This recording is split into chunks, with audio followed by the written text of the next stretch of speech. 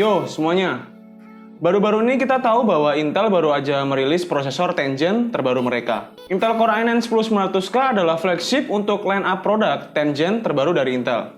Seperti yang udah gua bahas di video gua yang membahas mengenai Intel 10th Gen, kita bisa lihat bahwa Intel berhasil memimpin pada beberapa poin untuk hasil benchmark dari prosesor ini. Tapi sepertinya kejayaan ini nggak akan bertahan lama, karena tempo hari gua ada upload mengenai sebuah bocoran mengenai prosesor yang akan dirilis oleh AMD. Yang mana memang secara spesifik direncanakan oleh AMD untuk ngerjain Intel sekali lagi. Prosesor itu memiliki codename Matisse Refresh. Nah, bagi kalian yang belum nonton, kalian boleh mampir dulu di video gue yang sebelumnya supaya tahu prosi apa aja yang akan dirilis oleh AMD dengan codename Matisse Refresh ini.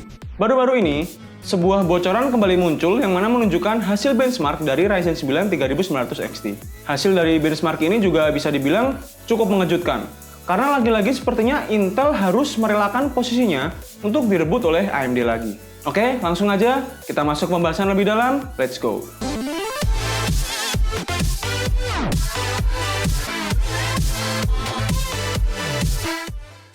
Informasi benchmark yang gue miliki ini, gue dapetin dari website yang bernama CPU Monkey. Dari hasil benchmark yang gue dapetin ini, terlihat bahwa AMD berhasil merebut kembali posisi kepemimpinan mereka dari seluruh lineup 10th Gen milik Intel.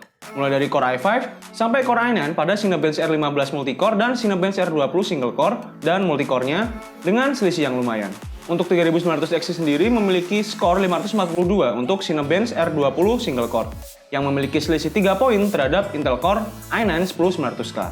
Emang sih, kalau misalnya kita lihat dari hasil yang barusan gua share, selisih skornya nggak terlalu jauh. Tapi yang membuat hal ini menarik adalah bahwa AMD bisa dengan mudah membabat Intel hanya dengan Matisse Refresh ini. Dan skor ini bisa gua bilang merupakan skor tertinggi yang pernah gua lihat untuk single core. Dan prosesor ini bisa dengan mudah mengalahkan Intel Core i9 10900K dan KF yang mana merupakan prosesor gaming tercepat yang ada saat ini. Dan kalau kalian misalkan compare Ryzen 9 3950X yang mana memiliki silikon terbaik untuk consumer product, Ryzen 9 3950X memiliki skor 531 yang memiliki arti bahwa Ryzen 9 3900 XT 2% lebih cepat dan menurut gua itu cukup keren.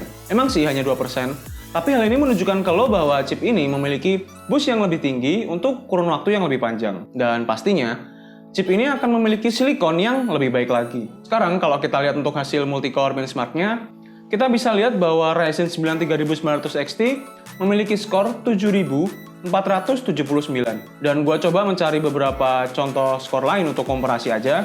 Dan gua menemukan bahwa untuk Ryzen 3900X memiliki skor 7500 sampai 7600 pada posisi overclock. Yap, memang 3900X bisa dibilang memiliki skor yang lebih tinggi. Tapi perlu dicatat bahwa ini adalah posisi overclock.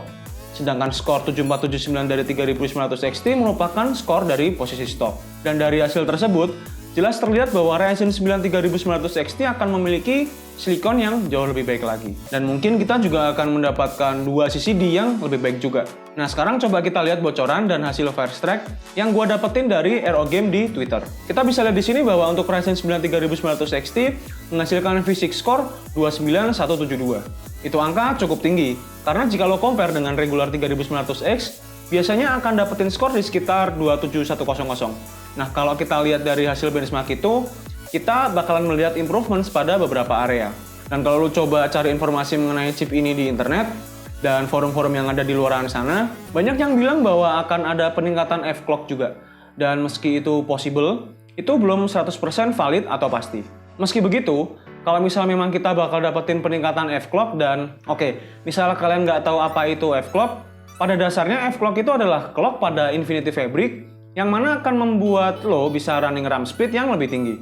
Hal itu akan membuat perbedaan yang besar, karena jujur, Ryzen itu punya masalah yang cukup serius dengan latensi. Dan jika kalian menjalankan RAM kalian pada kecepatan yang lebih tinggi dan timing yang lebih ketat, lo sebenarnya akan dapetin peningkatan yang lebih besar dari yang kalian dapetin pada clock speed yang lebih tinggi. Jadi teknisnya, dengan adanya F-clock yang lebih tinggi atau silikon yang lebih baik untuk F-clock, bakal memberikan perbedaan yang cukup besar. Dan misal, kita melihat kira-kira up to 2000 mHz F-clock yang bisa di-achieve pada chip ini, hal itu akan membuat sebuah perbedaan yang besar. Lo bakalan bisa mulai running 4000 mHz RAM dan mungkin mengetatkan timingnya ke K18, K17, who knows. bahkan mungkin kelas 16, dan lo akan mulai bisa melihat peningkatan besar di situ. Apakah hal ini bakal benar-benar terjadi? Kita tinggal lihat aja sebenarnya. Selain daripada benchmark yang udah kita lihat tadi, hal lain yang membuat gue penasaran adalah apakah kita bakalan dapetin CCD yang lebih baik. Apa tuh maksudnya? Jadi gini, di 3900X yang ada saat ini, lo bakalan dapetin dua CCD yang pada dasarnya adalah lembaran silikon yang menahan cores pada chip. Nah, pada setiap CCD yang ada terdapat 2 CCX, dan setiap CCX memiliki 4 core. Jadi artinya, dengan memiliki 4 CCX, lo bisa dapetin up to 16 cores.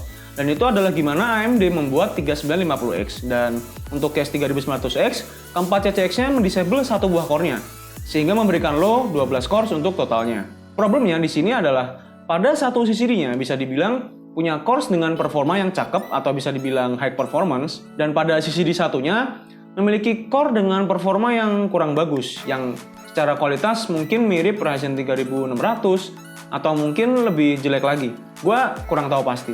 Poinnya adalah, pada realitanya kalau misal lo melakukan manual overclocking alt core pada 3900X, bakalan menghasilkan performa yang nggak terlalu mantap, yang mana disebabkan CCD yang kurang bagus itu kayak menahan dari hasil yang seharusnya bisa dicapai. Kayak misal lo bakal mentok di 4,3 GHz, yang padahal 6 cores yang lain mungkin bisa mencapai 4,5 GHz. Jadi kalau misal kita bisa dapetin chip dengan 12 cores yang bagus, ini bakalan jadi monster buat overclocking. Jadi, clocking 12 cores di 4,5 GHz. Lo bakal lihat itu mengalahkan, ya anggaplah 4 GHz dari 3950X pada banyak program atau aplikasi. Dan itu bakalan menjadi sangat menarik. Dan tentu, hal ini bakalan jadi sangat menarik apabila benar-benar terjadi. Dan gue bisa dibilang memiliki harapan yang cukup tinggi mengenai hal ini. Jadi, gue sangat berharap AMD bakalan memberikan 2 CCD yang bagus dalam waktu dekat ini. Dan kalau misal AMD beneran memberikan hal ini bakal memberikan pengalaman yang lebih seru untuk overclocking. Sekarang yang bikin gue makin mikir lagi, itu sebenarnya ada satu hal lagi. Lo pasti tahu bahwa AMD nanti berencana untuk merilis Ryzen 4000 series yang menggunakan arsitektur Zen 3. Hal itu membuat gue semakin mikir, gimana tuh nanti performa dari 4000 series? Bakal sejauh apa AMD membabat produk dari Intel? Karena selain dari benchmarknya, untuk pricingnya AMD juga berencana untuk menggunakan MSRP dari versi X untuk Matisse refresh ini. Jadi untuk tim merah, kita bakal mendapatkan harga yang lebih murah untuk versi non-X dan versi X-nya. Jadi soal pricing, ini juga akan menjadi nilai lebih yang mungkin akan membuat banyak orang akan lebih cenderung ke sisi AMD. Nah, saat ini itu aja update yang bisa gue share ke lo semua, dan gue penasaran mengenai pendapat lo seperti apa mengenai hal ini. Lo boleh banget share pendapat lo di kolom komentar, apakah lo terkesima dengan hasil benchmark dari Matisse refresh ini, atau lo merasa biasa aja, supaya gue dan teman-teman yang lain juga bisa tahu. Nah, bagi lo yang pengen tahu informasi terupdate lagi seputar teknologi, gue sangat menyarankan lo untuk subscribe semisal lo belum subscribe, supaya nanti ketika gue ada upload berita terbaru lagi, lo bisa langsung dapetin notifikasi secara real time. Oke, itu aja video dari gue saat ini. Gue sangat berharap informasi ini bermanfaat buat lo semua. Sampai jumpa lagi di video gue selanjutnya. See you later. Bye-bye. Terima kasih telah menonton video ini. Kalau kalian merasa video ini berguna buat kalian, jangan lupa untuk subscribe channel gue ya. Thank you.